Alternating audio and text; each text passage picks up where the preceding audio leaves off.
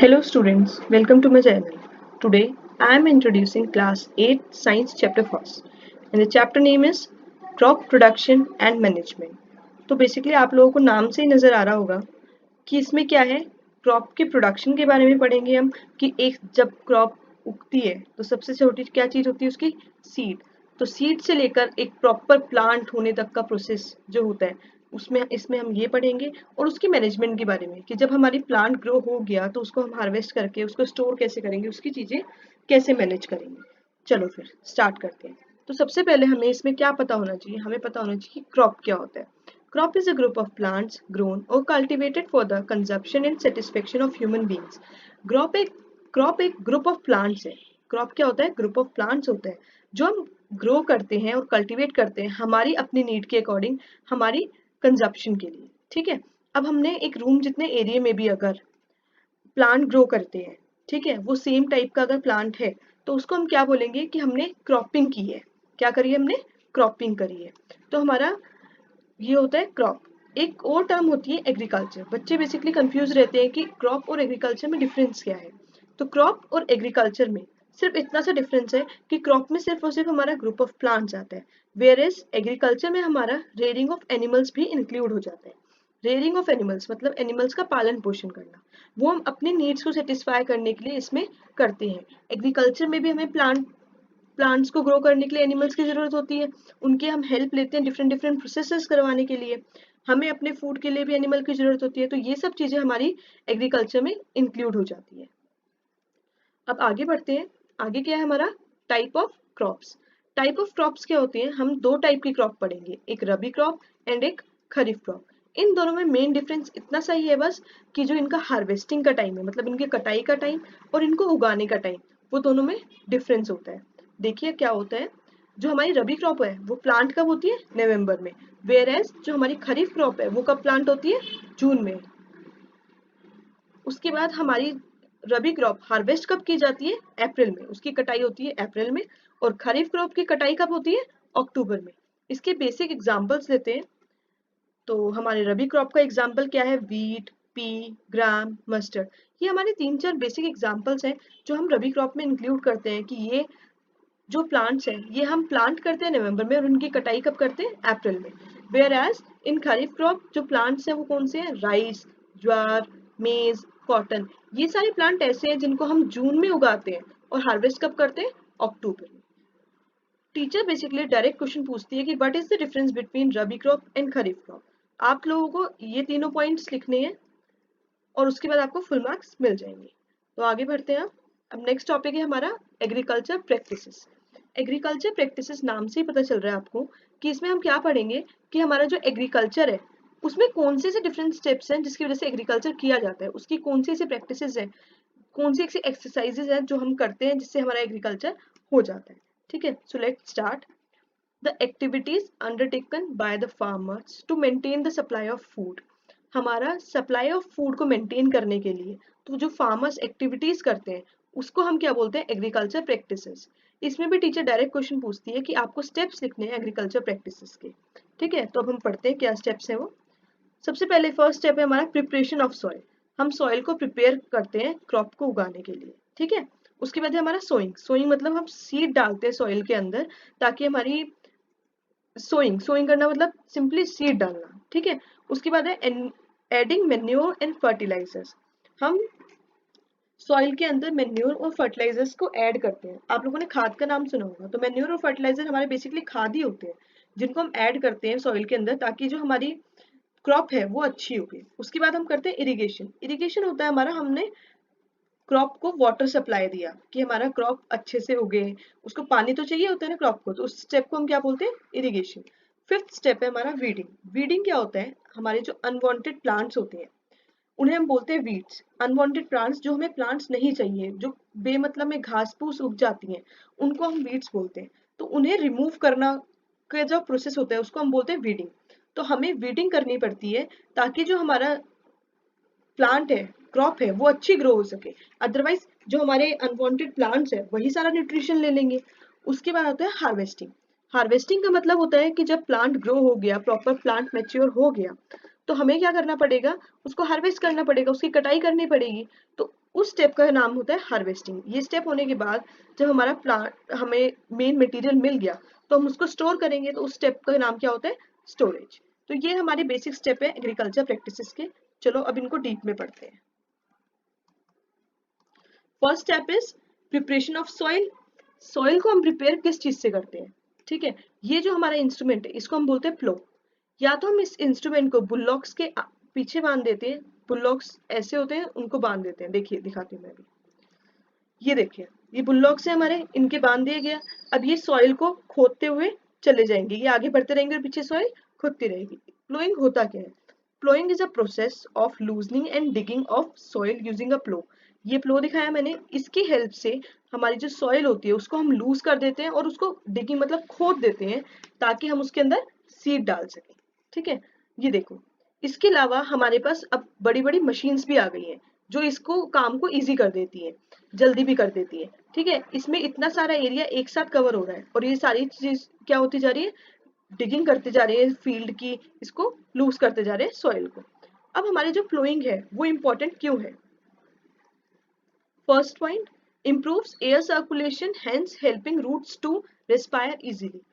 जो हम अगर सॉइल को लूज कर देंगे तो हमारी रूट्स जो है वो इजीली सांस ले पाएंगी, वो आराम से गैसेस का एक्सचेंज कर पाएंगी, जो कि उनके लिए बहुत जरूरी होता है।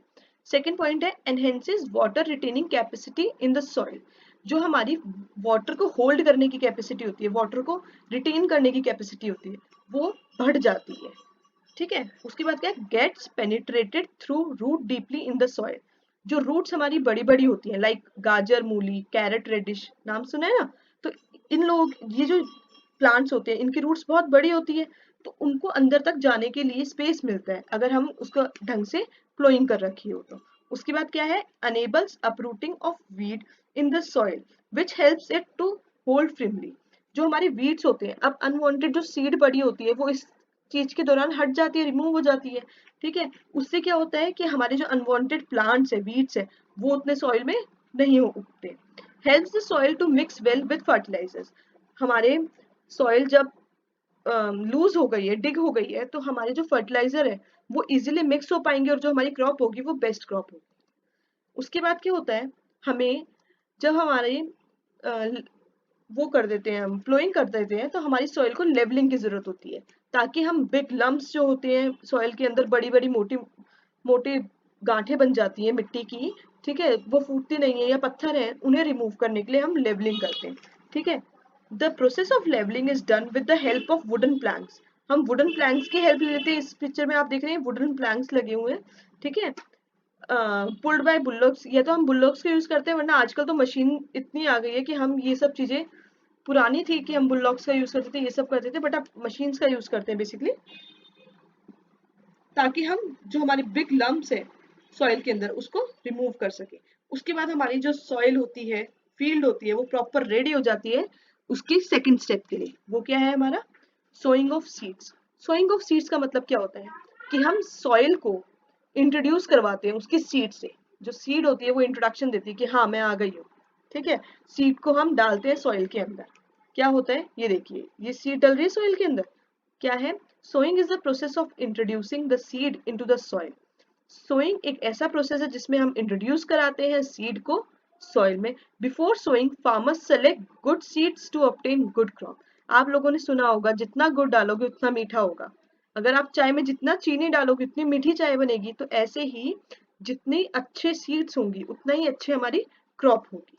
ठीक है, उसके बाद हमारी सीड जो होती है उसकी भी कुछ रूल्स एंड रेगुलेशंस होते हैं कि मेरे साथ यही करोगे तो मैं ग्रो होंगी। ठीक है, जैसे seeds have to sown at a proper depth. Seeds को एक प्रॉपर डेप्थ चाहिए होती है, अलग अलग सीड्स की अलग अलग डेप्थ होती है, उनको उतनी डेप्थ दोगे तो वो ग्रो अच्छे से करेंगी। और क्या होता है? Seed need a right amount of water. Seed को एक पर्टिकुलर अमाउंट ऑफ वाटर चाहिए होता है। कि कुछ सीड्स होते हैं जिन्हें बहुत ज्यादा पानी चाहिए होता है, और कुछ सीड्स को खाली स्प्रिंकल कर दो पानी और तब भी वो ग्रो ना स्टार्ट कर देती है।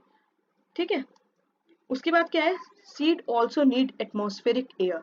सीड को एटमॉस्फेरिक एयर भी चाहिए होती है, जो हमारी एटमॉस्फेयर की एयर है उन्हें वो भी चाहिए होती है ग्रो होने के लिए। ठीक है, farmers sow seeds at the time when the weather is suitable for the seeds to germinate. देखो, जैसे हमने पढ़ा rabi crop and kharif crop अभी थोड़ी देर पहले ही, तो उसमें क्या था कि हमारी हर प्लांट को ग्रो होने का टाइमिंग अलग थी। कुछ प्लांट्स रबी क्रॉप में ग्रो हो रहे थे, रबी क्रॉप थे कुछ, और कुछ थी खरीफ क्रॉप, तो उनका सीजन अलग अलग था। तो उसी टाइम पे अगर हम वो सीड डालेंगे तभी वो ग्रो करेगी। अगर उसका टाइम, अगर कोई रबी क्रॉप है तो उसको हम खरीफ क्रॉप के टाइम पे ग्रो नहीं कर सकते, ठीक है। उसके बाद आता है हमारा वेज ऑफ सोइंग। अब डिफरेंट डिफरेंट वेज होंगे सोइंग करने के भी, ठीक है, चीजों को। अब क्या है, फर्स्ट स्टेप मैनुअली, और सेकंड, मैनुअली में क्या होगा कि हम एक एक सीड को मैनुअली रखेंगे, ठीक है, या फिर हम उसको ऐसे, जैसे ये बॉय डाल रहे सीड, तो हम ऐसे इसको थ्रो कर देंगे, ठीक है। इसके में क्या होता है, spreading the seeds in the field manually, ठीक है। मैनुअली मतलब खुद से एक एक, ठीक है। एग्जाम्पल क्या है इसका, मस्टर्ड बीन, स्पिनच, ठीक है, ये सब इसके एग्जाम्पल है। उसके बाद आता है हमारा seed drill. Seed drill method में क्या होता है, हम बड़ी बड़ी मशीन यूज करते हैं। ये क्या करती है, प्रॉपर इंटरवल के बाद या प्रॉपर डेप्थ में ही सीड डालती है जितना उसको चाहिए होता है, ठीक है। इसमें क्या है, a mechanical device that helps to sow seeds at a particular depth and a particular interval. एक प्रॉपर इंटरवल के बाद, जैसे यहाँ पर फिर एक यहाँ पर, और जो उसकी डेप्थ होती है उनकी डेप्थ भी प्रॉपर इक्वल होती है कि इतनी नीचे ही सीड जाएगी। उसके बाद आता है इसमें एग्जाम्पल क्या है हमारा, कैरेट एंड रेडिश। आगे बढ़ते हैं, हमारा स्टेप थर्ड आता है, फिर हम क्या करवाएंगे, इरिगेशन करवाएंगे। इरिगेशन में क्या होता है कि हमारा, इरिगेशन क्या होता है, इरिगेशन से हम बेसिक बताएं तो वाटर को, प्लांट्स को वाटर देना, वाटर को यूज करना प्लांट्स के लिए। तो हमारा जो नेचुरल सोर्स है वाटर का, वो क्या होगा प्लांट्स के लिए, रेनफॉल। तो हमारा जो नेचुरल सोर्स है वो क्या है, rainfall. All seeds and crop need water to grow. हर एक सीड को वाटर चाहिए होता है ग्रो होने के लिए, ठीक है। और हमारा जो मेन सोर्स है वो क्या है, रेनफॉल।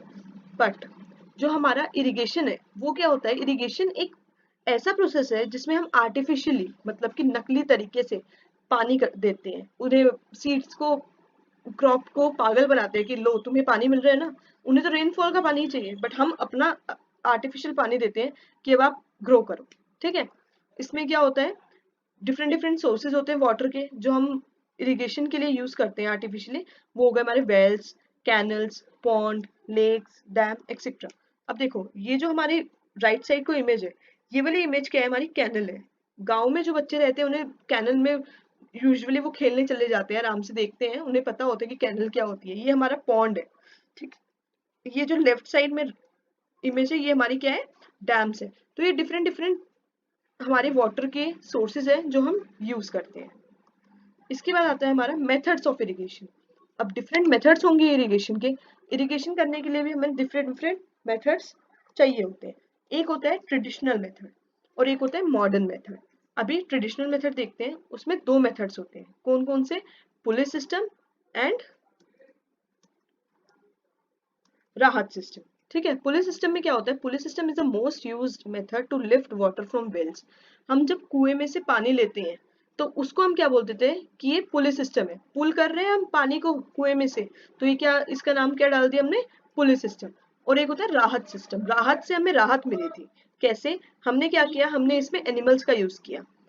ले हम पानी कुएं से ही रहे हैं, हमने क्या किया इसके लिए, एनिमल्स को एक रोप से बांध दिया और ये चक्री लगा दी, इसके अंदर पूरी लॉन्ग स्ट्रिप है, इसके अंदर फिक्स कर रखे हमने मेटल कंटेनर जो पानी भर के लाते हैं।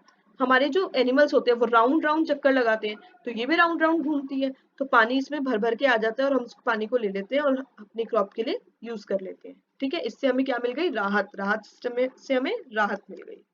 उसके बाद आता है हमारा modern method of irrigation. Modern method of irrigation में हमारे फिर से दो मेथड होते हैं, एक क्या होता है ड्रिप इरिगेशन और एक होता है स्प्रिंकलर सिस्टम। ड्रिप इरिगेशन क्या होता है, इसमें ड्रॉप बाय ड्रॉप हमारी रूट्स के पास पानी गिरता रहता है। इस वाली इमेज में आप देख सकते हैं, ड्रॉप बाय ड्रॉप हमारा पानी गिर रहा है, ठीक है। इससे क्या होता है, वाटर की सप्लाई, एक तो हमारा वाटर सेव होता है, हमारे प्लांट के पास जितना पानी जाना चाहिए हम उतना ही पानी देते हैं। स्प्रिंकलर सिस्टम, इसमें क्या होता है, एक रोटेटिंग नोजल लग जाती है पाइप में, ठीक है, वो रोटेट होती रहती है। उससे क्या होता है, आप लोगों ने फुवारा देखा होगा या फिर पार्क्स में भी ये चीजें दिख जाती है, ठीक है। ये पाइप में ऐसे गोल गोल घूम रहा होता है पानी और इसमें बहुत ज्यादा एरिया कवर हो जाता है एक साथ में, ठीक है। ये आर्टिफिशियल रेन का हम कह सकते हैं कि स्टेप लेती है, ठीक है। तो आज के लिए बच्चों इतना ही, आगे का हम पढ़ेंगे नेक्स्ट वीडियो में। आगे की जानकारी के लिए आप प्लीज नेक्स्ट वीडियो देखिएगा, ठीक है। Thank you so much, thanks for watching.